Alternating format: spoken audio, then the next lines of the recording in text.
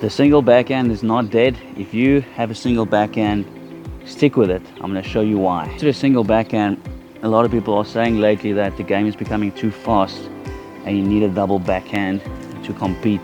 It is true in a lot of ways, but I want to tell you, if you're very talented and your single backhand is working, there are so many benefits to it if you do it the right way. And I'm going to tell you some of the pitfalls you might be falling in and some of the ways you can use it better. So one thing you have to remember is you only have one hand, which means you need to generate more power. All right, so you have to have a bigger turn. You can't sip with a short turn. You need to turn all the way, almost as much as your string's facing the back fence. So you'll see players, if they have a short turn like this, because they think it's like a double backhand, you're going to limit yourself so much because there's no swing. You might get a nice stick, but as the ball bounces, there's nothing on it. If you want heavy spin, you have to go for the bigger turn. Notice how I'm turning up and away, and that way I can really start accelerating. So as you saw there, this is not going to cut it. If you do have a single backhand, please make sure your turn is so big. I like to tell my players, the string should almost face the back fence over there when you turn. That way there's enough time and space to swing. Remember though, if you have a bigger turn, the turn has to be earlier because the turn takes longer. So make it earlier so you don't feel the pressure of being late, but you still have the benefit. Be sure to stay tuned all the way to the end of the video because I'm going to show you some of the pitfalls, but after that I'm going to show you the reason why I think you should stick with your single backhand. So let's talk about the grips. One thing you have to understand, bevel number 2, continental grip. I'll show you now. It cannot work for the single backhand anymore. You're just not strong enough. The two options you have is, one is the Eastern, which is bevel 1. I recommend that. It's going to give you a lot of spin, bevel 1. Or semi-Western, which is quite a bit over. I don't really recommend it, but some pros actually use it. The benefit of that is it's easy to switch to the forehand. So here's the continental grip. Notice how I really can't get much on it. This is more of a slice grip. So that's what's going to happen. It's just going to go out. It's going to be nothing on it. Your wrist is going to be weak. It just doesn't work.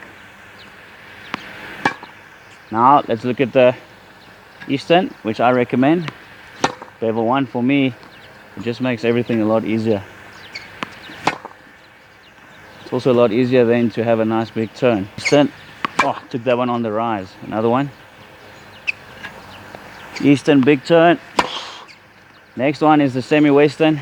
I don't like it a lot, but this one you're gonna have to really make sure you turn even bigger and then hit up on it. For me, this is just a little bit risky because, geez, that's a high feed. Because if someone slices low, you're gonna find yourself in trouble. But this one you can still do. I'll give you one more. Common mistake number 3. There are a couple more, but I'm giving you the top 3 ones because I know if you watch those, your single backhand will be better. Is because you only have one arm, it's very easy for the body to open up, and then you break the whole chain. After contact point, you break the chain too soon. Ball goes down, up, wherever. There's no accuracy. Okay. Very easy way to stay sideways to make sure that the racket does all the work until you're done. Number 1 is push your left arm back, and that's going to help your chest to stay sideways. But throughout the whole swing, you have to stay sideways. It's also going to help your arm to stay nice and loose. You want to be staying away from, you might have everything perfect, but then you open up, your accuracy is going to be all over the place if you do that. Push your left arm back, big turn, have your grip, stay there. Jeez, that was a beautiful one. Stay there. One more. It was a high one.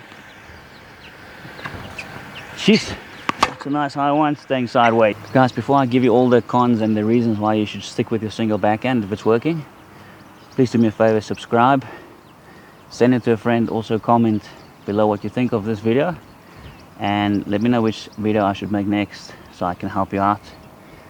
And big reminder, I've got a massive special on my forehand masterclass.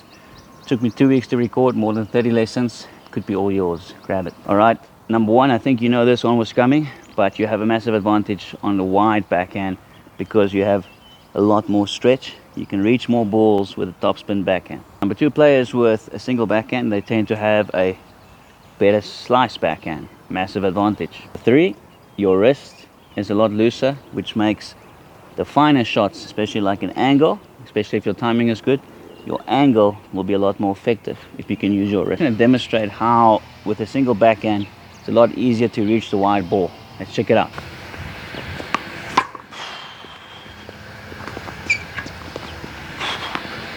So I can reach there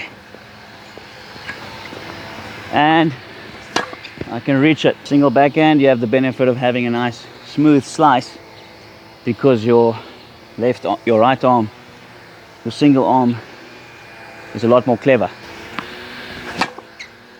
You have the benefit of that nice knife because you'll develop a nice slice. I'm going to demonstrate if you can get your timing right, how effective the angle shot could be because you have the loose wrist of the single backhand. There we go. Once you get the wrist going, you're in business. There we go. Nice. Of course, it is possible with two hands, but just a lot harder.